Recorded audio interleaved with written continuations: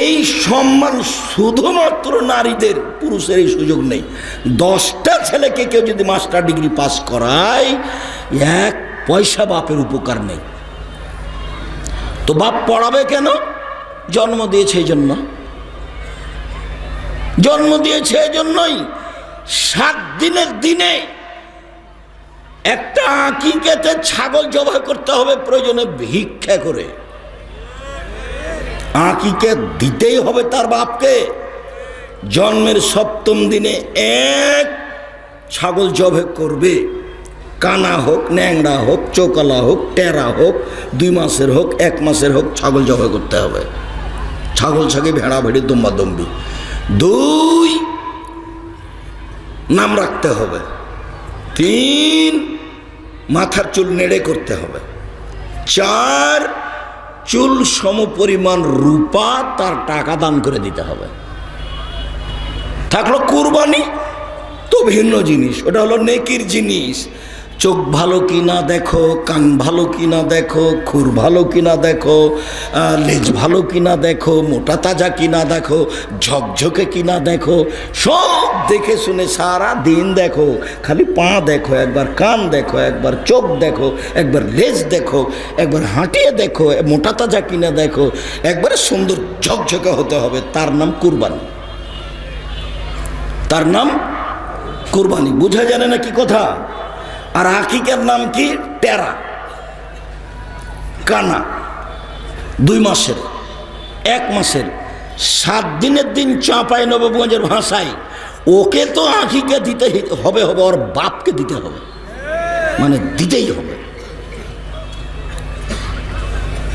রংপুর, দিনাজপুর এটা মেয়েরাকে জমি দেয় না, বাপকে দিতে হবে। এই কথাটা চট করে এসে মাথায় আঘাত করছে। মানে মেয়েকে জমি দিতে হবে, বোনকে জমি দিতে হবে, বোনকে জমি দিতে হবে, মানে ওর বাপকে দিতে হবে, দিতেই হবে। 15 শতক জমি রেখে গেছে বাপ, 10 শতক নিবে ভাই, আর 5 শতক নিবে বোন। তো বোন বিকেলে নিবে আর ভাই সকালে নিবে, এরকম কি না? একসাথে, একসাথে। তো আপনার আব্বা 10 বছর হলো মরা জমি দেন নিজে, আর আমাকে বলেন আমি আমার বাপকে কবর দিয়ে এসে জমি ভাগ করে খাওয়া দাওয়া করেছি। যদিচ আমি একটু টুকটাক জমি চিনি, আমার ছোট ভাই যেটা বরিশাল মডেল কলেজের শিক্ষক, ও জমি চিনেই না, ও আমরা জমির খোঁজ খবরও রাখি না। আমার মা যেটা মনে করেছে যে জমি বোনদেরকে দিতে হবে বেটিরাকে, তো আমরা ভাগ করে দিয়েছি, আর ওরা সবই থাকে খায়, ভাগ জানা না যে ভাগ করেছি। কে কি পাবে, কে কোথায় নেবে, এটা একদিনই সেদিনই ঠিক করে আমরা বাড়ি থেকে বের হয়েছি। এটা দিনাজপুর, তো সেই জন্য বললাম। আব্দুর রাজ্জাক সাহেব, দিনাজপুর বলতে কি বোঝাতে চান? দিনাজপুর বলতে বোঝাতে চায় যে যৌতুক নিয়ে বিবাহ করে, নোংরা স্বভাব, ও কুকুর শ্রীগালের চেয়ে খারাপ। দিনাজপুর, রংপুর বলে বোঝাতে চাই যে বোনকে জমি দেয় না। তোমার বাপকে যদি আমি কুকুর শ্রীগালের চেয়ে খারাপ প্রমাণ করতে না পারি বেটা, আমি বক্তব্য দিব না। সিঁড়ির বন্দরেই শেষ।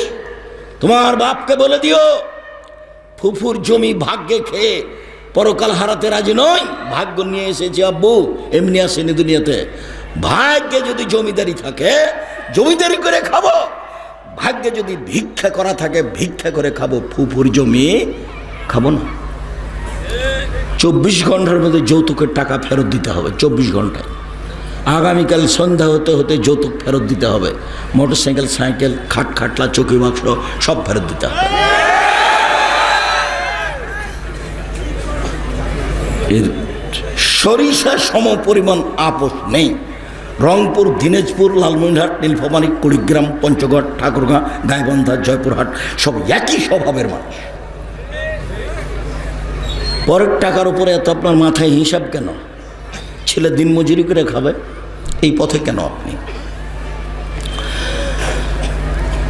নিজেকে জাহান্নাম থেকে বাঁচান, পরিবারকে কিভাবে জাহান্নাম থেকে বাঁচাবেন চলেন। এই ছেলে, একটু খেয়াল করবেন, ওইখানে কথাটা যেন 3টে ভালোভাবে মনে থাকে। 3টে পাপের কারণে বিপদ 3টা নেমে আসবে। 1, নেশাদার দ্রব্য পান করবে। 2, মেয়েরা যখন নাচবে। 3, যখন বাদ্যযন্ত্র প্রকাশ পাবে। সব দোকানে বাজনা বাজে, সব বাড়িতে বাজনা বাজে, সব মোবাইলে বাজনা বাজে, তাহলে তিনটেই পাপ চলমান পৃথিবীতে, বাংলাদেশে, দিনাজপুরে। এখন বিপদ আসছে, ঘনিয়ে আসবেই, খুব সাবধান থাকতে হবে। কই আমাদের তো বাজনা ছাড়া চলে, বাজনা তো আমরা সহ্যই করতে পারি না। 1978 সালে নাচর ট্রেন স্টেশনের উপর দিয়ে যাচ্ছিলাম, তো ট্রেন স্টেশনে যারা পান বিক্রি করে ওরা চিনে ফেলেছে, রোজ যাই মৌলানা শীষ মাহমুদ সাহেবের খাবার নিয়ে যায় দুপুরের, তো একটা আমাকে পান দিয়েছে, তো পানটা আমি মুখে দিয়েছি। আমি প্রতিষ্ঠানে মাদ্রাসাতে ঢুকতেই শীষ মাহমুদ সাহেবের সাথে দেখা, বড় মৌলানা। তিনি বলছেন যে ওহো, আমি তো মনে করছিলাম তুই পড়াশোনা করে বড় আলেম হবি রে, তুই পান খাচ্ছিস, পান খেয়েই বেড়াস। উনি যখন এইভাবে আমাকে বললেন, তখন 78 সাল থেকে নিয়ে এখন পর্যন্ত আর আমি পান মুখে দিইনি। ওর হালাল হারাম পরে, আমি মুখেই দিনে। ওর হালাল হারাম পরে, আমি মুখেই দিনে। যে আমি পানটা মুখে দিলাম সেই জন্য তিনি এভাবে বললেন, যেটা আমি চাইনি। সম্মানিত দিনী ভাই বোন, পরিবারকে আপনি জাহান্নাম থেকে বাঁচাবেন কিভাবে? মান কানাত লাহু ওয়ালিদা, কারো যদি একটা কাজের মেয়ে থাকে, সে কাজের মেয়েকে যদি শিখিয়ে দেয়, সুন্দর বিদ্যা শিখিয়ে দেয়, কাজের মেয়েকে যদি শিষ্টাচার শিখিয়ে দেয়, সুন্দর শিষ্টাচার শিখিয়ে দেয়, তাহলে ও ডবল নেকি পাবে। মানে পরিবারকে জাহান্নাম থেকে বাঁচাতে হলে শিক্ষা দিতে হবে, বিদ্যা শিষ্টাচার, বিদ্যা শিষ্টাচার, বিদ্যা শিষ্টাচার, মূলত এই দুটা জিনিস। ওই হাদিসে এটা খুব ভালোভাবে প্রমাণিত হবে, জাবেরের হাদিসে, যেটা আপনার মনে আছে, বললে আরো ভালোভাবে মনে হয়ে যাবে। জাবের রাদিয়াল্লাহু তাআলা আনহু বলেন, আমরা আল্লাহ রাসূলের সাথে যুদ্ধ করে বাহির থেকে আসছি, এখন মদিনায় ঢুকবো। তা আল্লাহ নবী বলেন, এই শোনো, সবাই এখানে বসো, রাতে আমরা বাড়িতে, সকালে আমরা বাড়িতে যাব। তা আমি জাবের বললাম, আল্লাহর নবী, আমি নতুন বিবাহ করেছি, আমাকে বাড়ি যেতে অনুমতি দেন। তাহলে নবী বলছেন, ও তুমি নতুন বিবাহ করেছ, তো কুমারী মেয়ে বিবাহ করেছ না তালাক প্রাপ্তা মেয়ে বিবাহ করেছ? তো আল্লাহর নবী, আমি তালাক প্রাপ্তা বয়সের মেয়ে বিবাহ করেছি, যার বয়স মোটামুটি হয়ে গেছে, এরকম বিবাহ করেছি। তাহলে রাসূল বলেন, এই তুমি কুমারী মেয়ে কেন বিবাহ করলে না? তুমি তার সাথে খেলতে, ও তোমার সাথে খেলতো। তখন জাবের রাদিয়াল্লাহু আনহু বলছেন, আল্লাহ নবী শোনেন, আমার আব্বা উহুদের যুদ্ধে শহীদ হয়েছেন 9টা মেয়ে রেখে, আমার 9 জন বোন আছে। আল্লাহ নবী, আমার আব্বা উহুদের যুদ্ধে শহীদ হয়েছেন 9টা মেয়ে রেখে, 9টা আমার বোন আছে।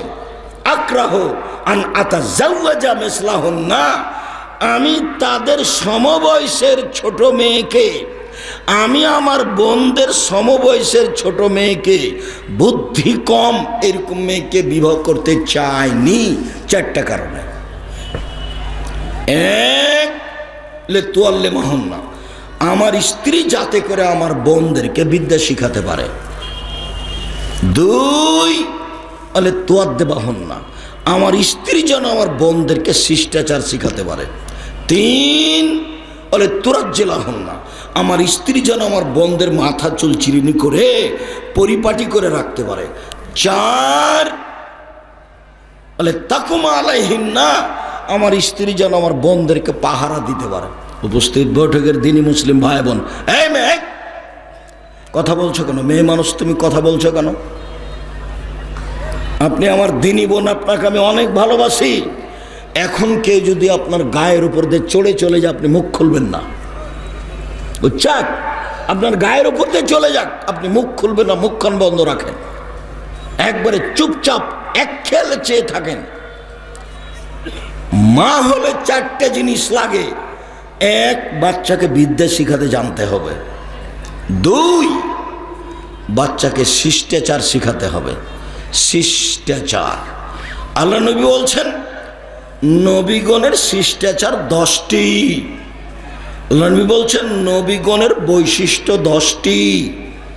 আল্লাহ নবী বলছেন নবীগণের খাসলাত স্বভাব 10টি। সব নবীর 10টি স্বভাব ছিল, সব নবীর 10টি বৈশিষ্ট্য ছিল, সব নবীর 10টি শিষ্টাচার ছিল।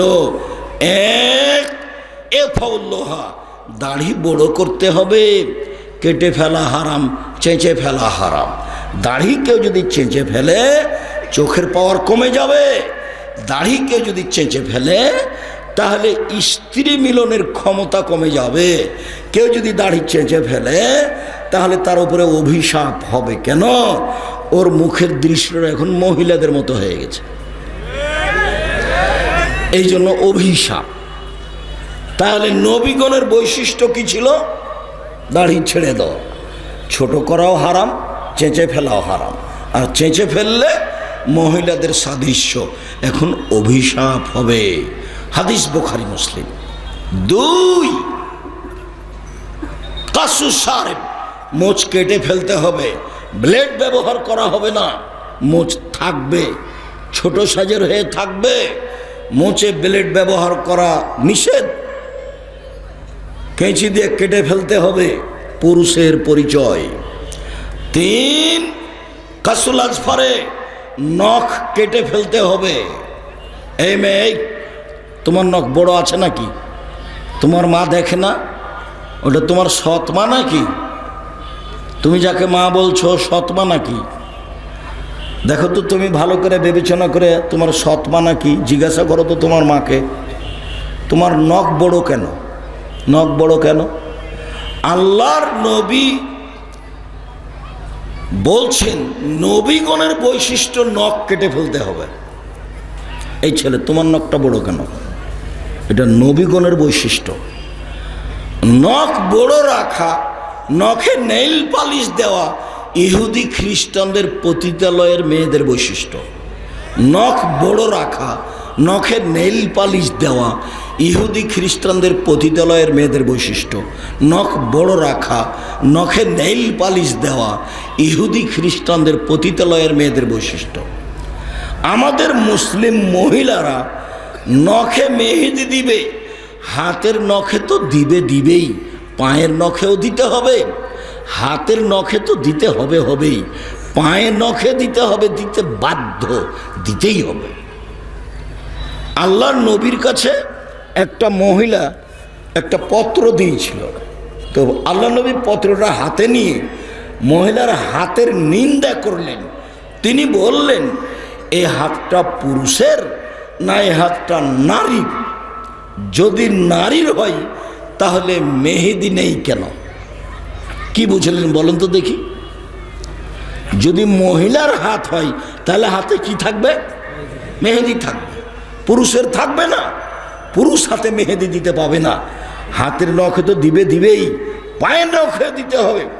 আব্দুর রাজ্জাক বলেন, আমরা দিনাজপুরের মানুষ, আমরা শুনেছি আল্লাহ নবী দাড়িতে মেহেদি দিয়েছিলেন, সেই জন্য আমরা পায়ে মেহেদি দিই না। হ্যাঁ ঠিক, আল্লাহ নবী দাড়িতে মেহেদি দিয়েছিলেন, এ কথাই ঠিক। এর জন্য কি দাড়ি কোরআন মাজিদ হয়ে গেছে? দাড়িতে মেহেদি দেওয়া সুন্নাত। যদি এই কারণে আমরা পায়ে মেহেদি না দিই তাহলে আর 1 মিনিট, আল্লাহ নবী বলেছেন যেসব মহিলাদের হায়েজ হয়েছে ঋতু, যখন হায়েজের পরে গোসল করে পবিত্র হবে তখন তারা লজ্জা স্থানে আতর ব্যবহার করবে। হায়েজ থেকে গোসল করে যখন পবিত্র হবে তখন তারা লজ্জা স্থানে আতর ব্যবহার করবে। তা আতর যা আল্লাহ নবী দাড়িতে লাগিয়েছেন, এইবার ওটা একটা কাজ, এটা একটা কাজ। হ্যাঁ, আতর কোরআন মাজিদ হয়ে যায়নি, ই তো মূর্খ মানুষের কাজ। ই কোন কথা? উল্টা বোকামি, বিদ্যা না থাকার কথা। শুনুন, 10টা বৈশিষ্ট্যের একটা হচ্ছে বগলের লোম উঠিয়ে ফেলতে হবে, ব্লেড ব্যবহার করা যাবে না। নারী পুরুষ একই হুকুম। বগলের লোম উঠিয়ে ফেলতে হবে, নারী পুরুষ একই হুকুম। 10টা বৈশিষ্ট্যের একটা হচ্ছে নিচের লোম পরিষ্কার করতে হবে অর্ধে টাইম 40 দিন, নারী পুরুষ একই হুকুম। মরার পরে কানে তুলা দিবেন, নখ কাটবেন, পরিষ্কার পরিচ্ছন্নতায় যাবেন, মোচ কাটবেন। তোমার মা এতদিন কোথায় গেছিল? এই বোকা ছেলে এখন যা করবে সব বিদাত। অনেক দিন আগে এরকম জায়গাতে বক্তব্য দিতে ইসলাম, দিনাজপুরের কাছাকাছি, সেই দিন বক্তব্য দিচ্ছিলাম।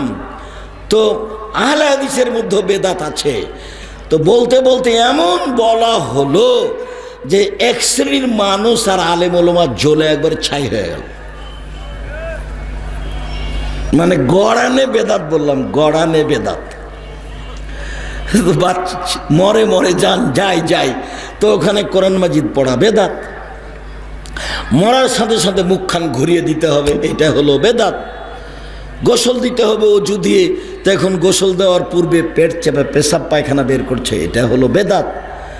এখন তারপরে মোচ ছোট করছে, এটা হলো বেদাত। এখন নখ কাটছে, এটা হলো বেদাত। এখন পরিষ্কার পরিচ্ছন্নতার কাজে যাচ্ছে, এটা হলো বিদাত। তারপরে ওকে গোসল দিতে হবে ডান কাতে রেখে দিয়ে, মানে বাম কাতে রেখে দিয়ে ডান কাতের উপরে পানি ঢেলে দিয়ে তাকে গোসল দিতে হবে। তারপর 3টা কাপড় লাগাতে হবে, মহিলার 5 কাপড় চলবে না, এটা হলো বিদাত। বিদাত বলতে বলতে একবারে মাঠ দুর্বল হয়ে গেল, সবই যে বেদাত। তারপরে লাশ রেখে এভাবে বক্তব্য দেওয়া যাবে না, শুধুমাত্র বলা হবে ঋণ থাকলে আমি তার বড় ছেলে বলছি ঋণ পরিশোধ করে দেব, আমি তার বড় ভাই বলছি, ছোট ভাই বলছি ঋণ পরিশোধ করে দেব, এই ছাড়া কোনো কথা নেই। তারপর লাশ আগে যাবে, কেউ আগে যেতে পাবে না, এই কথা বলা বেদাত। 4 বার খাট নামাতে হবে, এই কথা বলা বেদাত। তারপরে কাঁধ পরিবর্তন করতে হবে, এই কথা বলা বিদাত। কবর লাশটা নিয়ে যে রাখার আগে কেউ বসতে পাবে না, এই কথা বলা বিদাত। তারপরে লাশটা রাখতে হবে পশ্চিম দিক থেকে, এটা চলবে না, পায়ের দিক থেকে ঢোকাতে হবে। তারপরে আপনার ডান কাতে রাখতে হবে, চিৎ করে রেখে দেওয়া বেদাত। বুকের উপরে হাত রেখে দিয়ে নামাজ পড়া দেখাচ্ছে, পাশে রাখতে হবে, এইভাবে দেখানো বিদাত। তারপরে অনেক মানুষ সবার জন্য এক ডালিতে মাটি নিয়ে হাত ধরিয়ে দিয়ে হাতে ছয়ে নিয়ে দিচ্ছে, এটা একটা বেদাত। তারপরে আবার এটা দিনাজপুরে নয়, সেটা কি? মাটি দেওয়ার সময়তে বলছে মিনহা খালাকনাকুম ওয়া ফিহা নুঈদুকুম ওয়া মিনহা নুখরিজুকুম, এটা হলো বিদাত। তারপরে আবার তার পাশে বলছে, এখন জবাব দিতে বলছে, জবাব দেন। আমি বলছি মান রব্বুকা, বলেন যে রব্বি আল্লাহ, ওকে বলে দিচ্ছে উপর থেকে। তারপরে সবাই মিলে লম্বা দোয়া দিল হাত তুলে, এটা হলো বেদাত। তারপরে কয়দিন পরে মানুষকে খাওয়াচ্ছে, এটা হলো বেদাত। বেদাত বলতে বলতে মাঠ ঘায়ল হয়ে গেল। আসলে বেদাত কোনো পথ নাই, রাসূলের পথেই যেতে হবে, কোনো পথ নেই। সম্মানিত দিনী ভাই বোন, বলছিলাম উপস্থিত বৈঠকের দিনী মুসলিম বোন, আপনি আপনার ছেলে মেয়েকে শিষ্টাচার শিখান। শিষ্টাচার কি জিনিস? আপনার বাড়িতে একটা পট আছে, পট, বাচ্চার পেশাব পায়খানা, ওটা হলো ঘোড়া। এই পট আমাদের বাড়িতে 3 মিনিট থাকতে পারবে না। 3 মিনিট হয় ভেঙে ফেলা হবে, না হয় ঘোড়ার মাথাটা কেটে দেওয়া হবে। শিষ্টাচার কি জিনিস? আপনার স্ত্রী চিরির বন্দরে বাড়ি, একটা আয়না কিনেছে, আয়না, সেটা হলো কাতল মাছ, এটা তো আমাদের মাসে 1 মিনিট থাকতে পারে না। আপনার স্ত্রী একটা তরকারির বাটি কিনেছে, সেটা হলো রুই মাছ। আপনার স্ত্রী খাওয়ার জন্য প্লেট কিনেছে, তাতে আছে চিংড়ি মাছ। আদর্শ কাকে বলে? শিষ্টাচার কাকে বলে? আপনার স্ত্রী শোকেজে কাঁকড়া সাজিয়ে রেখেছে, আদর্শ কাকে বলে? আপনার বাচ্চার হাতে, মেয়ের হাতে, ছেলের হাতে খালি পুতুলে ভর্তি। আব্দুর রাজ্জাক সাহেব, মৌলানা সাহেবের বাড়িতে পুতুল দেখেছি, মৌলানা সাহেবের বাড়িতে পুতুল দেখেছি। মৌলানা সাহেবের সাথে কি সাথ আছে? আয়েশা রাদিয়াল্লাহু তাআলা আনহা বলেন, আল্লাহর নবী বাড়িতে ঢুকলে পাত্র জাতীয় এমন কোনো কিছুতে ছবি মূর্তি থাকলে তাকে ভেঙে চৌচির করে দিতেন। আয়েশা রাদিয়াল্লাহু তাআলা আনহা বলেন, আল্লাহর নবী বাড়িতে ঢুকে যদি কাপড়ে কোনো জায়গাতে ছবি মূর্তি থেকেছে, কাপড়টা নিয়ে এভাবে টুকরা টুকরা করে ফেলতেন। বলতেন, আয়েশা যারা ছবি মূর্তি করছে তাদেরকে পিটিয়ে হত্যা দিতে বাধ্য করা হবে। আয়েশা, ছবি মূর্তি যে ঘরে থাকে সে ঘরে ফেরেশতা থাকে না, তিনি দরজায় দাঁড়িয়ে যেতেন, ভিতরে ঢুকতেন না। আপনার বাড়িতে পুতুল থাকবে মানে, প্লাস্টিকের পুতুল থাকবে মানে, আপনি কি মনে করেন? আগে গিয়ে মেয়ের যত পুতুল আছে, যত অ্যালবামে ছবি আছে, যত মায়ের মারা গেছে মায়ের ওই পাসপোর্ট সাইজের ছবি আছে, তাকে টুকরা টুকরা করে ছিঁড়ে ভেঙে ফেলে যদি ঘুমাতে পারেন তাহলে আপনি সত্যি মুমিন, অন্যথা আপনি একজন মুনাফিক। বক্তব্য শুনে আপনি মুনাফিকি করেন। আদর্শ কাকে বলে? শিষ্টাচার কাকে বলে? আপনার স্ত্রীর দরজাটা বন্ধ করতে জানে না, শিষ্টাচার কাকে বলে? আপনার স্ত্রী বলবে, আব্বু ডান হাতে গিলাস ধরো, ডান হাতে, আব্বু ডান হাতে ধরো। আয়েশা রাদিয়াল্লাহু তাআলা আনহা বলেন, আল্লাহর নবীর ডান হাত ছিল পবিত্র কাজের জন্য আর খাওয়ার জন্য, আল্লাহ নবীর বাম হাত ছিল লে খালাইহি মিন কাযা, পেশাব পায়খানার জন্য আর অপবিত্র কিছুর জন্য। মিশরে যখন গাজা ফিলিস্তিনিদেরকে আমরা সাহায্য দিলাম, আব্দুর রহিম যেগুলো নির্ধারণ করেছিল, তো আমি এখন ওই সাহায্যের বক্সটা হাতে তুলে দিচ্ছি, তো সবাই খালি বাম হাতে নিচ্ছে, সবাই খালি বাম হাতে নিচ্ছে। এরা হলো অরিজিনাল আরবি, এরাই ওই জায়গার যেখানে মারিয়াম ছিলেন, এরাই বাইতুল মুকাদ্দাসের মানুষ, এরাই মাস্টার ডিগ্রি পাস মানুষ, এরাই আরবি মানুষ মূলত। এখানে সব নবীর ঘর, এবার সবাই বাম হাতে নিচ্ছে। আমি দেওয়া বন্ধ করলাম, 5 মিনিট ডান হাতে নিতে হবে, বাম হাত পেশাব পায়খানার জন্য বললাম। এমন বুঝলো, আমি যা বুঝেছি তার চেয়ে বেশি বুঝলো। তার মানে সবাই আরবি, আল্লাহ নবীর মুখের ভাষা ভালো বুঝলো। এবার যখন আমি দিলাম তখন বাম হাতেই নিল। বুঝা গেল না কথা? বলেন তো কেন নিচ্ছে বাম হাতে? অভ্যাস, জাযাকাল্লাহ খায়ের, অভ্যাস। সে অভ্যাসের কাছে টিকতে পারে না, সে অভ্যাসের কাছে টিকতে পারে না। ও আরবি মানুষ, আরবি বুঝে, এটা নবীর কথা, এরপরে নেওয়ার সাথে বাম হাতে নিচ্ছে। কেন? সে অভ্যাস, সে বাম হাতে খায়, বাম হাতে চা খায়, বাম হাতে খায়, বাম হাতে জিনিস ধরে, মানুষকে বাম হাতে দেয়। এই যে বিমানবালাগুলো ডান হাতে এদেরকে দিচ্ছে, বাম হাতে এদেরকে দিচ্ছে। এখন কোনো লোক যদি বলতে, বেটি ছেলে মানুষ, বাম হাতে ছুঁচো, পানি খরচ করো, আবার বাম হাতে দাও কেন, শরম পাও না? তাহলে তো হতো, তাহলে নবীর কথা হতো। বলে কে? আমি বলি তোমার জিনিস আমি নিব না, আমার আর খাওয়ার দরকার নাই আজকে। যদি ওর সিরিয়ালে বাম হাত পড়ে তা আমি বলি যে না, আমি আজকে খাবো না, ওটা আমি লাগবে না আমার। আর যদি সিরিয়াল আমার ডান হাত আছে তা আমি নিই, বাম হাতে দিচ্ছে। শিষ্টাচার কাকে বলে? আল্লাহর নবী আমার স্ত্রী আমার বোনদেরকে শিষ্টাচার শিখাবে, এই জন্য বয়সের মেয়ে বিবাহ করেছি, কম বয়সের মেয়ে বিবাহ করিনি। আল্লাহর নবী আমার স্ত্রী আমার বোনদের মাথার চুল চিরুনি করে সাজগোজ করে পরিপাটি করে রাখবে, কাপড় চোপড় ঝকঝকে করে। আমার স্ত্রী আমার বোনদেরকে পাহারা দিবে। শিষ্টাচার। আদর্শ পরিবার কাকে বলে? স্ত্রী যদি মার খায় আদর্শে, তাহলে পরিবার ধ্বংস হয়ে গেছে। শুনুন, ওই স্ত্রী হলো হস্তিনী বউ, এ দিয়ে সংসার চলবে না। আমি তালাক দিতে বলিনি, তবে আপনি চেষ্টা করেন চলে কি না। যদি শেষ পর্যন্ত নাই চলে তাহলে এ বউ রাখা যাবে না, এ কথাই ঠিক। ওকে দিয়েই পরিবার কন্ট্রোল হবে। উপস্থিত বৈঠকের দিনই মুসলিম বোন, আমি আপনাকে একটা কথা বলে আপাতত আজকের মতো শেষের দিকে কাছাকাছি চলে যাই। আপনার উপরে যদি খুব কঠোরতা হয়ে থাকে তাহলে আপনি মনে কিছু নিয়েন না। এদিকে দেখেন, মহিলারা যদি 4টা কাজ করতে পারে জান্নাতের সব দরজা খোলা। আর একটা কাজে, এই ছেলে থামো, বসো, আমি কি দোয়া পড়েছি?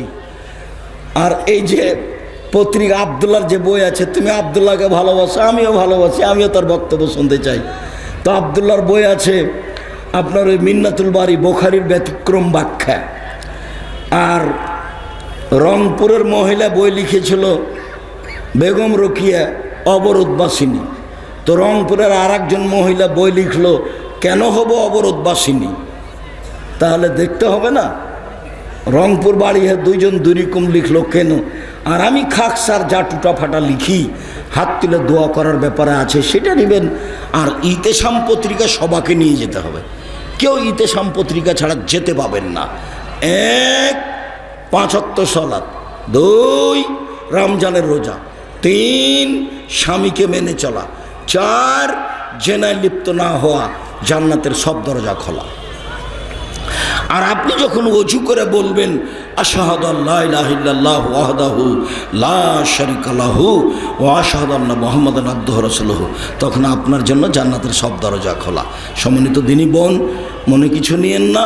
5 ওয়াক্ত সালাত আদায় করেন, স্বামীকে হালাল রুজির জন্য বলেন, আর কোরআন তেলাওয়াতে অভ্যাসী হন, আর কোথাও আড্ডা পিটে কারোর সাথে গল্প করিয়েন না। জান্নাত হবে ইনশাআল্লাহ। 1, 5 ওয়াক্ত সালাত। 2, হালাল রুজি। 3, কোরআন তেলাওয়াত। 4, আড্ডা পিটা গল্প করা চিরদিনের জন্য হারাম। জান্নাত হবে ইনশাআল্লাহ। আমি আপাতত এই পর্যন্ত বলে আজকের মতো কথা শেষ করছি। আর সব বই পুস্তক স্টেজে আছে হাতের ডানে। ও, আমার একটা নতুন বই বের হয়েছে, সদাচরণ। সদাচরণের ফলাফল জান্নাত, সবচেয়ে বেশি নেকির কাজ। সদাচরণ সবচেয়ে বেশি নেকির কাজ। ওটা নিয়ে যান, আর দোয়ার বইটা নিয়ে যান। 16টা স্থান আছে হাত তুলে দোয়া করার, আর 35টা হাদিস দেওয়া আছে হাত তুলে দোয়া করার। আর আমরাও চাই হাত তুলে দোয়া করতে। আমরা তো আব্দুর রাজ্জাক সাহেবকে ভালোবাসতে পারি না, এই জন্যই যে আমাদের এলাকাতে দোয়া তুলে দিতে আসে। তো যাক, দোয়া যেন করতে পারেন সেই জন্য বই লেখা হয়েছে। 16টা স্থান আছে হাত তুলে দোয়া করার, আর 35টা হাদিস দেওয়া আছে হাত তুলে দোয়া করার। একটু গরম পানি দিতে হবে। শুক্রিয়া, জাযাকুমুল্লাহ খায়ের। আমার দিনী বোনেরা দেখেন, আদর্শ নারী আদর্শ পরিবার বই আছে।